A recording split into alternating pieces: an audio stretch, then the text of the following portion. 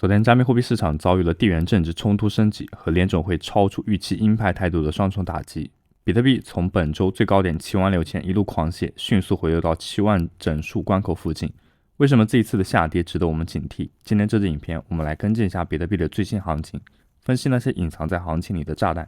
根据最新全网清算数据，就在这短短的24小时之内，全球共有超过13万7千名交易者账户被无情清算，也就是我们俗称的爆仓，而全网爆仓的总金额更是高达惊人的 5.94 亿美元。这其中有个数据非常值得我们深入探讨，在这 5.94 亿美元的爆仓金额中，做多的投资者成了绝对的重灾区。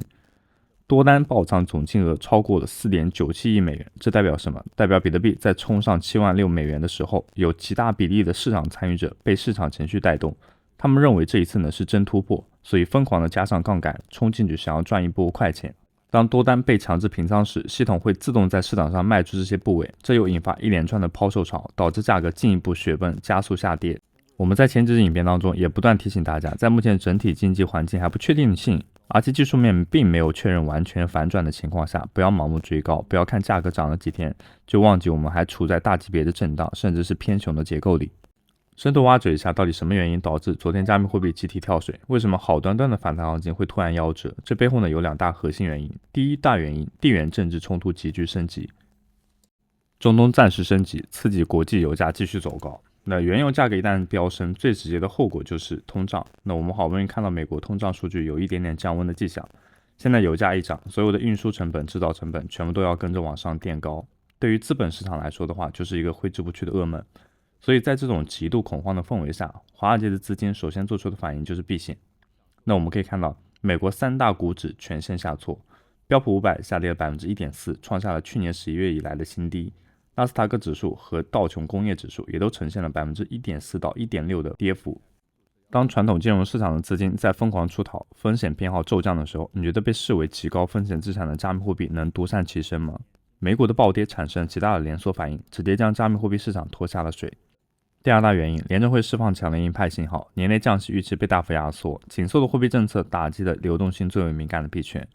美国联准会宣布将联邦基金利率目标区间维持在 3.5 到 3.75 不变。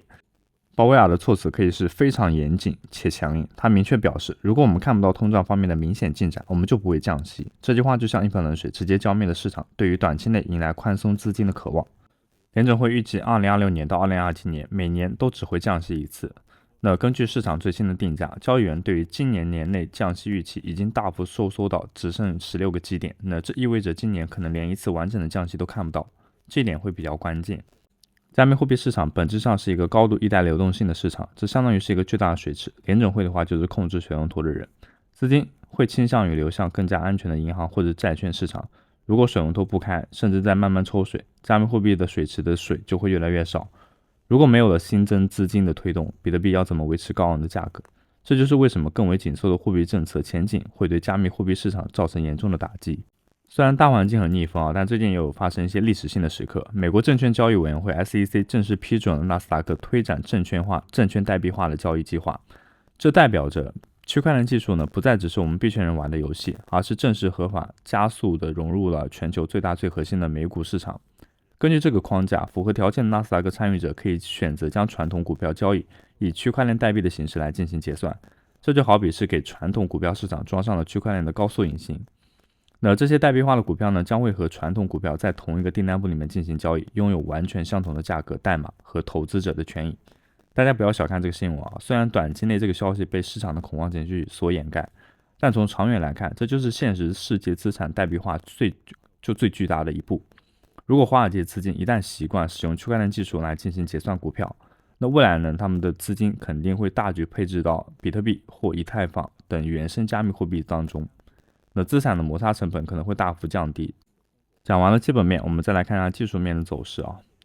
比特币在前几天曾经试图向上冲刺，最高触及到7万6美元附近，但是昨天这一波强烈回撤无情证明了之前对于7万4这个关键阻力线的突破其实是一个标准的假突破。在技术分析当中，假突破是最伤筹码的，因为往往是反弹行情宣告结束的标志。那既然反弹结束，我们现在要看一下哪里？第一道黄线就是在整数7万的关口。那7万美元不仅仅是一个心理上的整数关口，它在过去的盘整区间当中呢，其实也积累了大量的换手筹码，具备一定的支撑作用。如果接下来比特币能够在7万站住脚跟，不再继续往下探，那么市场还有喘息的空间。但是重点来了，如果7万关口不幸宣告失守，那下方的空间就比较大了。我们尝试把图表缩小，从今年2月份以来就是低点画一个上升趋势线。那你会发现在这个上升通道当中，它的低点落在了65000左右。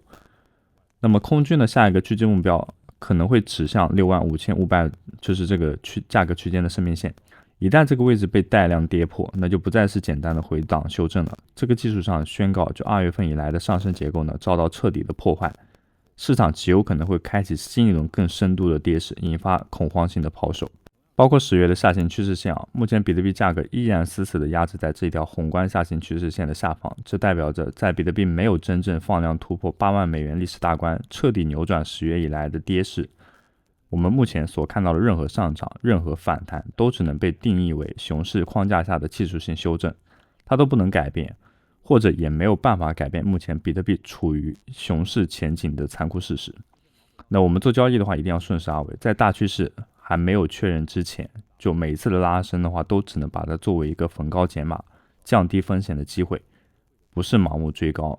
最后我们做个总结，比特币对于74000的假突破已经确认，短期内反弹动能衰弱，请大家密切关注7万的整数支撑，一旦跌破65500，将面临严峻的考验。如果跌破生命线，市场将迎来更加深度的回调。在没有打破长期下行趋势线之前，比特币依然困在熊市的阴霾之中，任何上涨都是短期的修正。以上就是关于今天市场和比特币的行情分析，非常感谢各位观众的收看，我们就下期视频再见。讲到这里，使用我们视频下方交易所注册链接进行注册，永久享受到最高手续费减免，还有众多新人福利。近期仍在坚持 OKX Spot 的小伙伴可以使用我们的专属减免优惠码，这样刷交易量可以有效避免不必要的损耗。如果还没有 Gas.io 的账户，可以使用我们的注册链接，这是我们为大家准备的福利。在注册的时候，记得绑定一下我们的专属邀请码，这样你可以获得 20% 的终身手续费返还。Bybit 交易所现在新用户注册满手优拿到爽，一鱼多吃福利多。